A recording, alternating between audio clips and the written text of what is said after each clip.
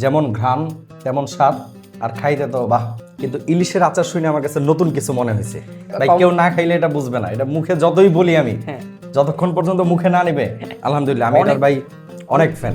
কি যে জিনিস বানাইছেন ভাই, আগে তো কতগুলো নিছি, এখন আরো কয়েকটা আনলাম। আমি আরো অনেকগুলো নিব, আমার মাদ্রাসার ছাত্র আছে, ছাত্রদেরকেও দিব।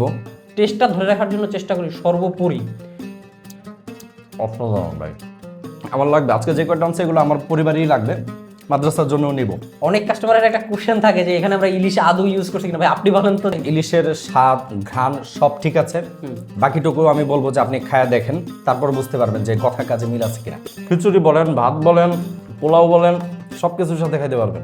আপনি কোনটার সাথে বেশি এনজয় করেন আর কি বেসিক্যালি? আমি ভাত সবসময় যেহেতু খাই, ভাতের সাথে আমি খাই। এটা অস্বাস্থ্যকর খাবারের চাইতে স্বাস্থ্যসম্মত কিছু খাবার যদি আমরা নিতে পারি, বিশেষ করে এই ইলিশের আচারটা, এটা আমাদের জন্য ভালো একটা জিনিস হতে পারে। পরিবারের সবাই এটা খুব পছন্দ করছে, যার কারণে আমি এতগুলো অর্ডার করছি। ইনশাল্লাহ আমি বিশ্বাস করি যে সামনেও আরো লাগবে, রেগুলার লাগবে আমার। ইনশাআল্লাহ। ভাই দেরি করেন না, দ্রুত অর্ডার করেন। স্টক শেষ হয়ে গেলে কিন্তু পরে আমার দোষ দিন না, আমি কিন্তু সব অর্ডার করে নেব।